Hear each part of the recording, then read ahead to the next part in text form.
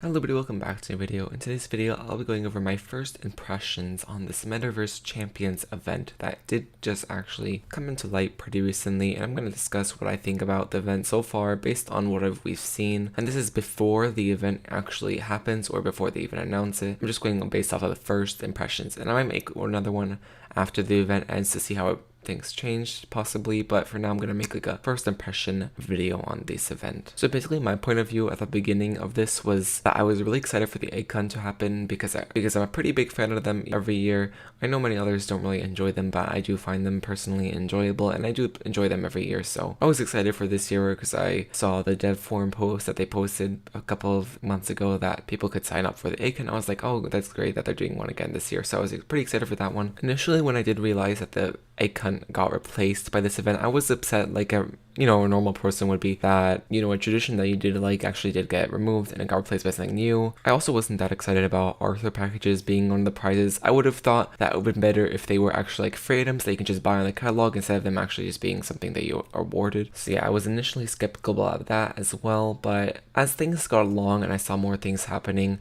I did actually get more excited. I saw some game announcements and they did pick really good games. They picked an unofficial icon, so even though Roblox is not making an icon themselves, they'd actually pick an unofficial one to be a part of the event, and it's also a really good one. Honestly, I made tutorials on it on my second channel and it's definitely one of my favorites, so I'm really glad they picked that. And they also picked some good ones like Super Ball Battle is really nice, and they also picked some returning games that they had in past icons like Epic Mini Games, like Roblox in High School, etc. So yeah, I'm really glad they actually were able to pick some games that didn't get a lot of spotlight, like games that aren't constantly on the front page. It gives a chance for small developers to really shine in the type of event. So this crate thing where you just get the crate and then it will unbox into something some future date, I think it's a nice idea. I'm not exactly sure if that'll be good because you're working to get a prize that you don't exactly know what it is as of yet. They did end up actually releasing some of the crates over here on the catalog, and some of them look pretty cool, and they're gonna actually be replaced by something else. So if people do like these crates, they won't be actually able to keep them, which might suck. I also did notice a lot of them are actually different kinds of types of accessories. There's one that's a hat, there's one that's a front, there's one that's a back, and there's one that's a shoulder accessory.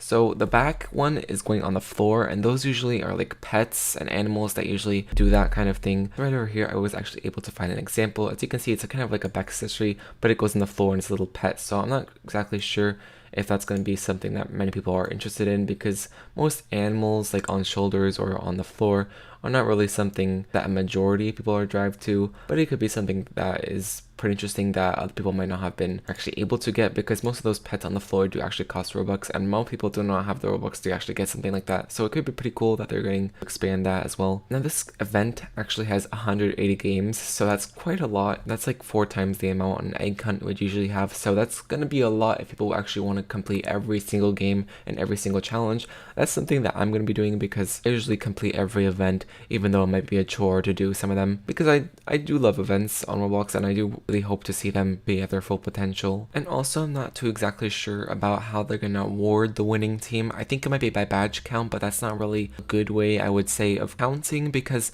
some games on specific teams might just be very popular in general. Like if, for example, Ren's team had Piggy, Jailbreak, Adopt Me, of course that one's gonna get more badge owners because the games are more popular in general. So it doesn't really depend on if your team is actually doing the most work. It just depends on if the games for the teams might actually be the most popular ones. So that could be a flaw in this, but I don't really think it's going to be that much of an issue because I think that games are pretty evenly balanced in terms of player count for this event, so that's pretty good.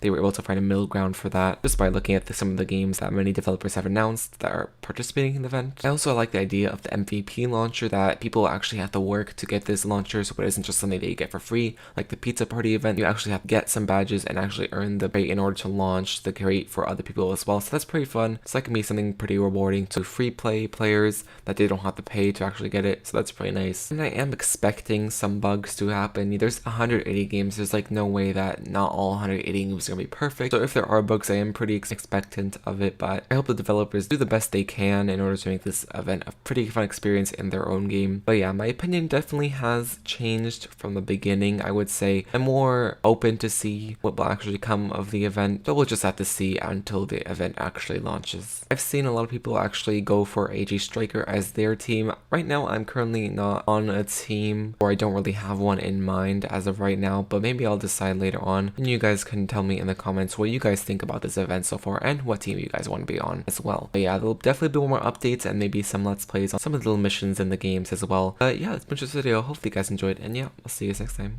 Bye.